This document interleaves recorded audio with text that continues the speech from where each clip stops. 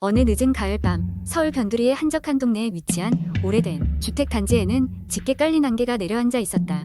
그 주택단지에는 오랜 세월의 흔적이 묻어나는 낡은 집들이 모여 있었지만 그 중에서도 가장 소문이 무성한 집은 단지 중심에 자리 잡고 있었다. 사람들은 그 집을 귀신의 집이라고 불렀다. 이 집에 대한 무시무시한 소문은 입에서 입으로 전해져 내려왔다. 수년 전 그 집에 살던 한 가족이 의문의 사고로 사라졌다고 한다.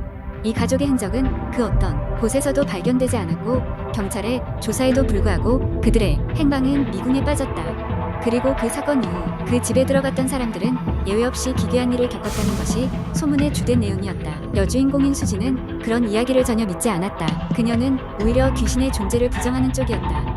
그러나 그녀의 친구들은 이 집에 대한 공포 이야기의 흥미를 느꼈고 결국 호러 팬클럽 모임을 계기로 그 집을 탐험해보기로 결정했다. 수지는 친구들의 제안에 반신반의하면서도 호기심에 이끌려 그 탐험에 함께하기로 했다. 탐험 당일 친구들은 모두 5명이 모였다. 그들은 서로의 존재를 확인하기 위해 손전등을 챙기고 강한 마음가짐으로 귀신의 집에 들어갔다. 문이 삐그덕 열리며 시작된 그들의 모험은 처음에는 그저 흥미로운 장난처럼 보였으나 곧 그 이면에 숨겨진 공포가 서서히 드러나게 되었다. 집 안은 매우 어두웠고 거의 모든 가구에는 먼지가 가득 쌓여 있었다. 그들은 긴 복도를 지나 여러 방을 돌아다녔고 그곳에서 오래된 사진들과 마치 무언가에 쫓긴 사람처럼 엉망이 되어버린 방들을 발견했다. 시간이 지날수록 그들은 점점 불안감을 느끼기 시작했다. 그때였다. 갑작스럽게 수지가 누군가 우리를 지켜보고 있는 것 같아라며 몸서리를 쳤다. 그 말을 들은 순간 모임의 결속력은 조금씩 흔들리기 시작했다. 친구들은 불안감에 휴대폰으로 시간을 확인했으나 이상하게도 모든 시계가 멈춰 있었다. 그리고 그때 집 안에서 누군가의 발소리가 들려왔다. 그것은 그들 외에 누군가가 확실히 그 집 안에 있다는 것을 말해주고 있었다. 친구들은 공포에 휩싸여 소리를 죽이고 서로의 눈치를 살폈고 누군가가 다가오고 있다는 직감에 냉랭한 두려움을 느끼기 시작했다. 그들은 서둘러 집을 빠져나가기로 하고 뒤돌아보지 않기로 했다.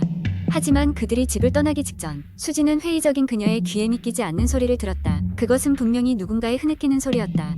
그녀는 멈칫하며 그 소리가 들려온 방향으로 고개를 돌렸고 그 순간 그녀는 창가에 서 있는 한 여자의 실루엣을 보았다. 그 여자는 고개를 숙인 채 어깨를 들썩이며 눈물을 흘리고 있었다. 순간의 호기심이 그녀의 몸을 얼어붙게 만들었지만 친구들의 재촉에 결국 그녀는 재빨리 집을 빠져나왔다.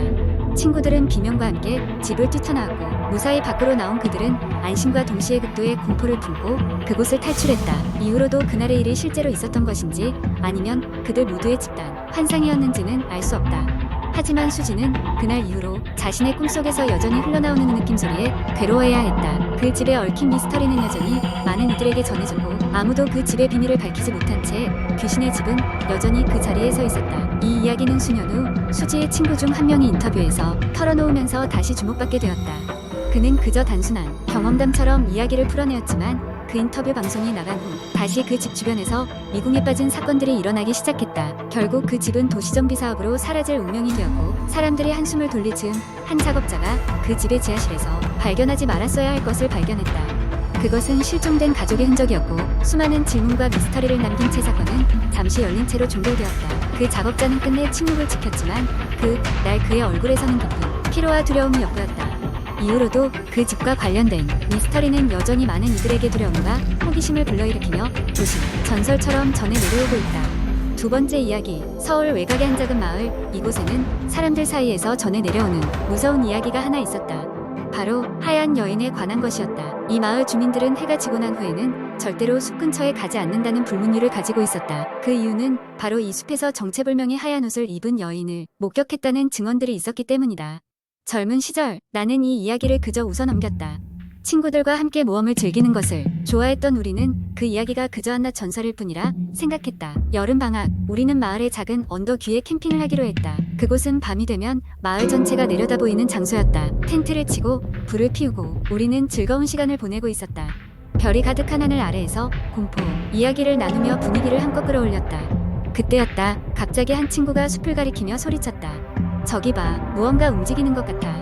우리는 그가 놀리려는 것이라 생각하며 대수롭지 않게 여겼지만 모두의 시선이 숲으로 향하자 분위기는 단숨에 무거워졌다. 어렴풋이 흰 그림자가 숲 사이로 움직이고 있었다. 호기심과 공포가 교차하는 순간 우리는 용기를 내어 조금 더 가까이 다가가 보기로 했다. 숲으로 들어갈수록 더 깊은 침묵이 우리를 감쌌다. 바람 소리조차 들리지 않는 숲속은 마치 다른 세계처럼 느껴졌다. 그리고 우리는 그곳에서 하얀 옷을 입고 길게 풀어진 머리를 한 여인을 마주쳤다. 그녀는 우리를 물끄러미 바라보더니 이내 숲속 깊은 곳으로 사라졌다. 그 순간 우리 모두는 본능적으로 숲 밖으로 뛰쳐나왔다. 다음 날 아침 우리는 마을 어른들에게 그 일을 이야기했다. 마을의 할머니 중 한 분이 놀라운 표정으로 우리의 이야기를 듣더니 무거운 목소리로 말했다. 그 여인은 이 마을에 오래전 살았던 이수라는 여인이야. 불행한 사고로 숲에서 죽음을 맞이했지. 그녀는 그날 이후로 때때로 자신을 본 사람들에게 일종의 메시지를 전하려 나타난다고 해. 우리는 그 후로 다시는 그 숲에 가지 않았다. 시간이 지나면서 친구들이 하나둘씩 마을을 떠나게 되었지만 그날의 경험은 우리 모두에게 강렬한 기억으로 남아있었다. 그리고 가끔씩 하늘을 올려다보며 그 여인의 눈빛을 떠올리면 아직도 서늘한 기운이 등골을 타고 흐르곤 한다. 마을의 새로운 세대는 그 이야기를 전해 들으며 무서워하지만 우리는 진심으로 그 여인의 평화를 빈다. 세 번째 이야기. 나는 어렸을 적 시골 할머니 댁에서 여름 방학을 보내곤 했다. 한적한 산골 마을에 위치한 할머니 댁은 앞마당에서 불어오는 시원한 바람과 향긋한 풀네음 덕분에 항상 나에게 최고의 피서지였다. 하지만 그곳에서 보낸 어떤 끔찍한 여름밤을 생각하면 아직도 소름이 돋는다. 그 여름은 유난히 덥고 습했다. 하루 종일 벌레 소리가 귓가에 윙윙거렸고 훈훈한 공기가 밤낮 없이 내 몸을 감쌌다. 마을은 작고 오래되어서 집마다 어둡고 칙칙한 기운이 감돌았고 그 중에서도 할머니 집 근처에는 아무도 가지 않는 폐가가 하나 있었다. 언제나 그렇듯이 아이들은 그 폐가에 얽힌 괴담을 만들어내곤 했다. 어떤 아이는 그 집에 들어갔다가 이상한 할머니의 모습을 봤다고 했고 또 어떤 아이는 밤마다 그 집에서 들리는 기묘한 소리를 들었다고 했다.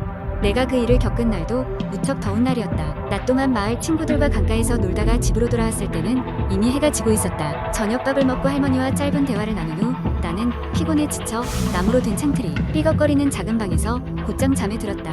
그렇게 얼마나 잤을까. 갑자기 이상한 느낌이 들어 눈을 떴다. 방 안은 어둠에 잠겨 있었고 창밖으로는 흐릿한 달빛이 희미하게 비쳐 들어올 뿐이었다. 이상하게도 내 방 안에 누군가 있는 듯한 기운이 느껴졌다. 몸을 움직일 수가 없었다. 마치 누군가 내 몸 위에 올라타 있는 듯한 느낌이었다. 나는 심장이 미친 듯이 뛰는 소리를 들으며 눈동자만 굴리며 방 안을 둘러보았다. 그러다 불현듯 창문 너머에서 무언가가 나를 쳐다보고 있음을 알게 되었다. 말로는 설명할 수 없는 소름 돋는 기분이 느껴졌고 온몸에 소름이 돋았다. 나는 어느 사이인가 그 존재와 눈이 마주쳐버렸다. 그것은 사람의 형상을 하고 있었지만 얼굴은 어두운 그림자에 가려 보이지 않았다. 단지 두 눈만이 달빛에 의한 것인지 혹은 그 자체로 발광하는 것인지 모르겠지만 희미한 빛을 내며 이쪽을 응시하고 있었다. 놀란 마음에 비명을 지르고 싶었지만 이상하게도 목소리가 나오지 않았다. 그저 몸을 움직일 수 없다는 공포감에 휩싸여 숨죽인 채로 그것을 바라볼 수밖에 없었다. 그 존재는 한참 동안이나 내 방을 향해 서 있었다. 시간의 흐름이 멈춘 듯한 정적 속에서 그저 달빛 아래서 그림자처럼 서 있는 동공만이 내게 그 존재가 살아있음을 말해주었다. 그러다 갑자기 그것이 움직이기 시작했다. 천천히 손을 내밀어 창문을 억지로 열려고 하는 듯했다. 나무 창틀이 삐걱거리는 소리가 밤의 정적을 깨뜨렸다. 나는 그제서야 움직일 수 있는 힘을 짜내어 이불을 머리끝까지 뒤집어 쓰고 가만히 누워 아무 일도 없는 것처럼 숨을 죽였다. 창문이 열리는 소리가 점점 커졌고 이내 발걸음 소리가 들려왔다. 마치 내 침대 곁으로 다가오는 듯한 발걸음 소리였다. 나는 눈을 질끈 감고 속으로 무사하기를 모든 것이 꿈이길 바랐다. 그렇게 얼마나 지났을까. 다시 정적이 찾아왔지만 나는 여전히 알아차릴 수 있었다. 뭔가가 나의 침대 곁에 서 있었다. 나를 내려다보는 듯한 압박감이 느껴졌다. 하지만 갑자기 그 존재가 속삭이기 시작했다. 무언가 알아들을 수 없는 몹시 낮은 목소리로 그것이 무엇을 말하고 있었는지 알 수 없었지만 그 순간만큼은 도저히 잊을 수 없다. 얼마나 시간이 더 흘렀을까. 나는 그 후 어찌저찌 정신을 잃고 잠에 빠져든 듯했다. 다음날 아침 모두가 밝아 있을 때 눈을 떴을 때는 창문이 열려 있었다. 그저 바람과 함께 흔들리고 있는 커튼이 나를 반겨줬다. 나는 얼른 창문을 닫고 그저 전날 밤이 꿈이었기를 바랐다. 그날 할머니께서 말씀하시길 마을의 폐가가 최근 폭우로 인해 무너져 내렸다고 했다. 그리고 대대로 내려오는 이야기에 따르면 그곳엔 아주 오래된 귀신이 살고 있었다고 한다. 난 그 이야기를 듣고도 아무런 말을 할 수 없었다. 그저 어젯밤의 존재가 그곳과 관련이 있었음을 직감했을 뿐이다. 나중에 마을을 떠나 서울로 돌아와도 그날 밤이 내 기억에서 잊혀지지 않는다. 꿈이었기를 정말로 꿈이었기를 바랄 뿐이다. 하지만 여전히 어두운 밤이면 창밖을 통해 그 희미한 두 눈을 다시 마주칠까 두려워 여름밤 창문 여는 것을 극도로 꺼리게 되었다.